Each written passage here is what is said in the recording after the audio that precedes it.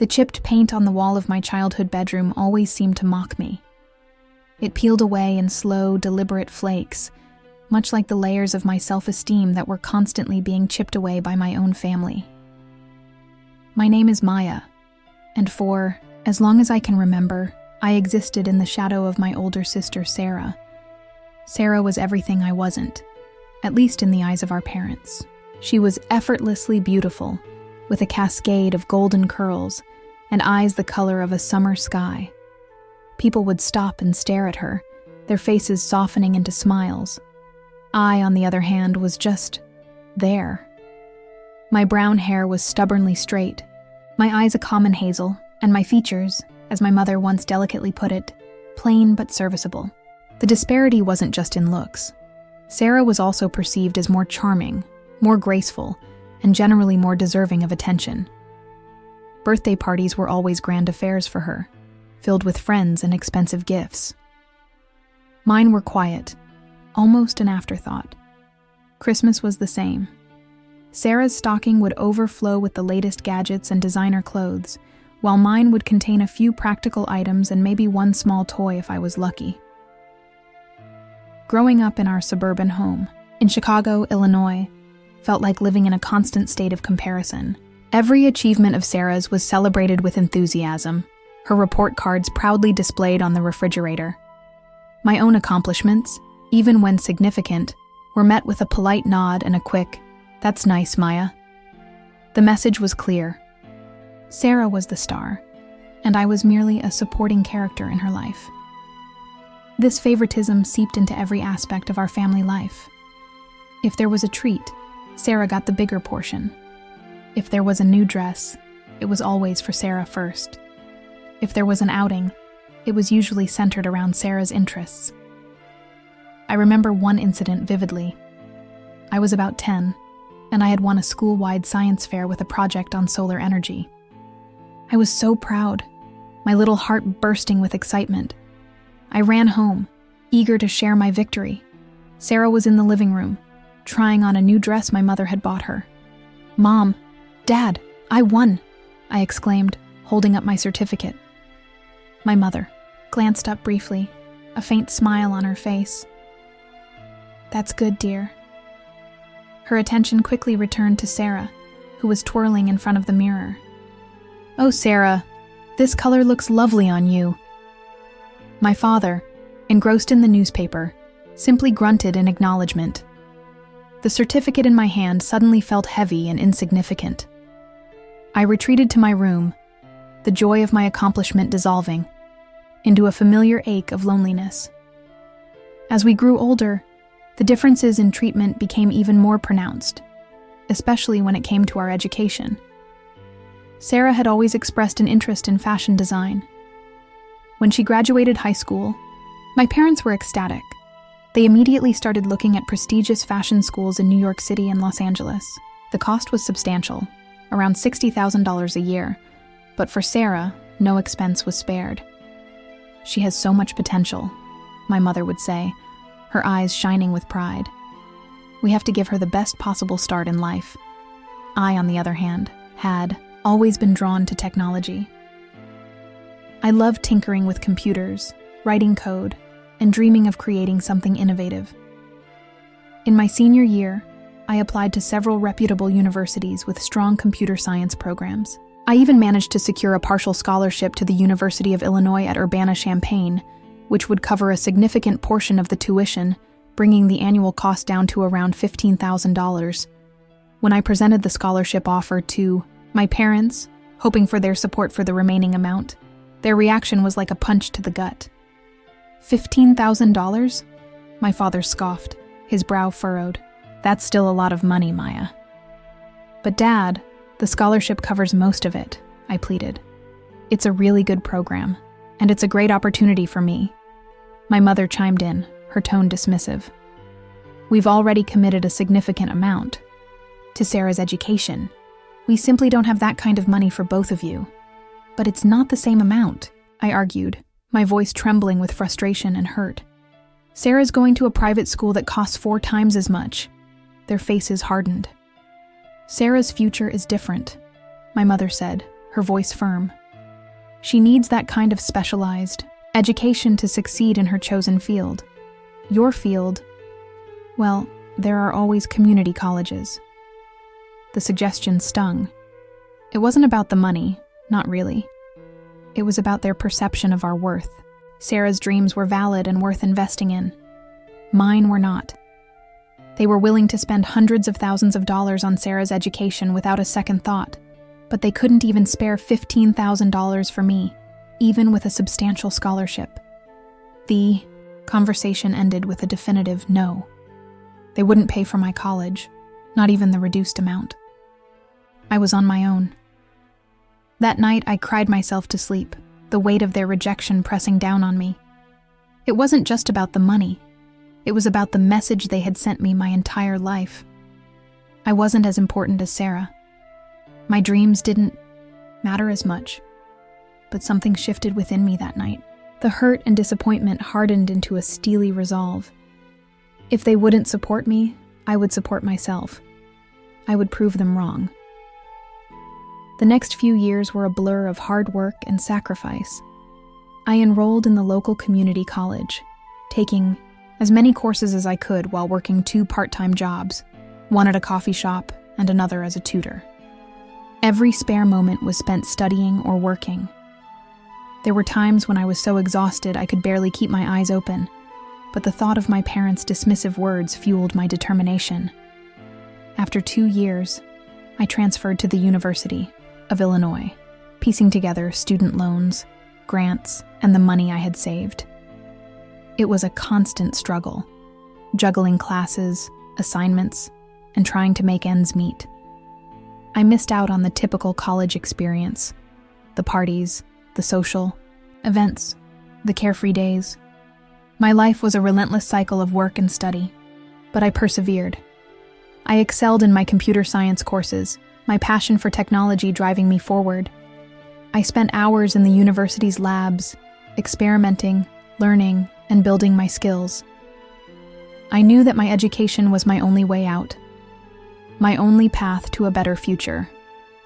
Meanwhile, Sarah was living the life my parents had envisioned for her in New York City. She attended a prestigious fashion school, her tuition and living expenses fully covered by our parents. She would occasionally call home, sharing stories of her glamorous life, the parties she attended, and the influential people she met. My parents would listen with rapt attention, their voices filled with pride. My interactions with them were infrequent and perfunctory. They would ask about my studies, but their tone was more obligatory than genuinely interested. It was clear that their focus remained firmly on Sarah.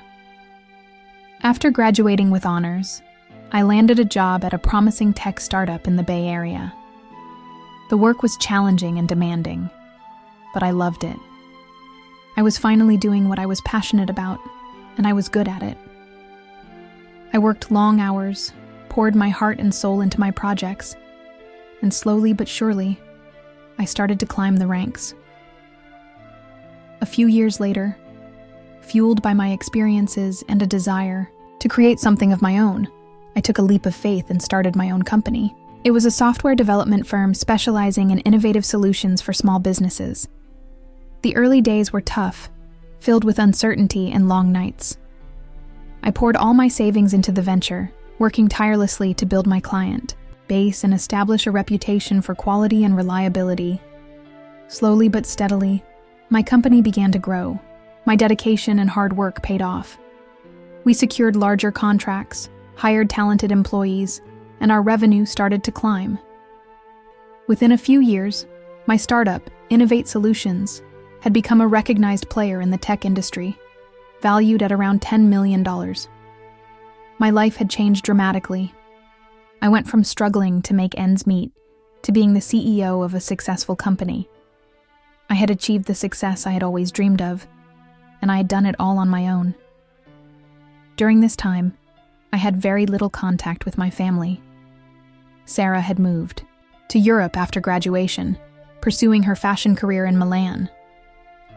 My parents would occasionally send me generic emails, congratulating me on my achievements, but there was a noticeable distance in their tone. It felt like they were acknowledging my success more out of obligation than genuine pride. Then, about a month ago, I received a phone call from my mother. Her voice sounded strained and unusually subdued. "Maya, dear," she began hesitantly. "Your father and we have something we need to talk to you about." I braced myself, wondering what could have prompted this unexpected call. "Sarah. Well, things haven't gone as planned for her in Europe," my mother continued, her voice barely above a whisper.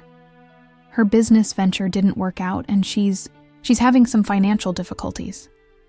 I felt a pang of something akin to sympathy, but it was quickly overshadowed by a familiar resentment. Where was this concern when I was struggling to pay for my education? "That's unfortunate," I said neutrally. "Yes, well," my mother pressed on. "Your father and we're getting older, Maya. The house is getting to be too much for us to manage. And with Sarah, we were wondering if we could possibly come and live with you." There was a long silence on my end as I processed their request. The irony of the situation was almost comical. The parents who had dismissed my dreams and refused to support my education were now asking me, the daughter they had clearly favored, less to take them in. My mind flashed back to all those years of feeling invisible, of being overlooked and undervalued. I remembered the sting of their rejection when I needed their help the most. I thought about the countless sacrifices I had made, the struggles I had endured to get to where I was today, all without their support. A wave of emotions washed over me: anger, resentment, and a bitter sense of vindication. This was it. This was the moment where the tables had finally turned. I took a deep breath, trying to keep my voice steady. "Mom," I said slowly, "do you remember when I got that scholarship to the University of Illinois? Do you remember asking you and Dad to help me with the remaining $15,000 in tuition?" There was a hesitant pause on the other end of the line. "Yes, I remember vaguely." "Vaguely?" I repeated, a hint of sarcasm creeping into my voice. "I remember it very clearly.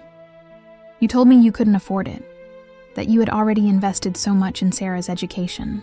You suggested I go to community college," I continued, the memories flooding back. "Do you remember all those times growing up when Sarah got everything she wanted, and I was just expected to be grateful for whatever scraps were left over? Do you remember how you always praised her beauty and charm while barely acknowledging my achievements?" My mother's voice was now laced with a defensive tone. "Maya, we always loved you both." "No, Mom." I corrected her gently but firmly. "You loved Sarah. You tolerated me. There's a big difference." I could hear my father interjecting in the background, his voice gruff. "Don't be disrespectful, Maya." "Disrespectful?" I retorted. "Was it respectful when you dismissed my dreams? Was it respectful when you made it clear that Sarah's future was more important than mine?" The silence on the other end of the line was deafening. "Look," I continued, my voice softening slightly, though the resolve in my tone remained firm. "I'm not the same person I was back then. I worked incredibly hard to get where I am today. I built this life for myself, and I did it without any help from you." I paused, gathering my thoughts. "I understand that you're getting older, and I'm sorry to hear about Sarah's situation. But I can't just forget the way you treated me. I can't pretend that those years of feeling unwanted and unloved didn't happen." There was a desperate plea in my mother's voice. "But Maya, we're your parents. And you were my parents then too," I replied, the weight of my past finally finding its voice. "And yet, you chose to prioritize one child over the other. You made your choice, and now I have to make mine." I took another deep breath. "I won't let you move in with me. I need to protect the life I've built, the peace I've finally found. I wish you both well, but I think it's best if we keep our distance." The line went silent for a moment before my mother spoke, her voice filled with disappointment and perhaps a hint of understanding. "All right, Maya, I understand." The call ended shortly after that. I sat there for a long time, the weight on my chest slowly lifting. It wasn't about revenge. Not exactly. It was about finally acknowledging the pain I had carried for so long and setting a boundary for my own well-being.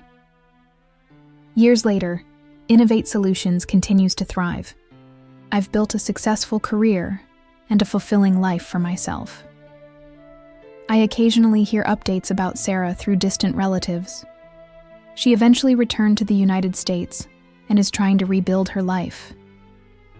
My parents still live in their old house, managing as best they can.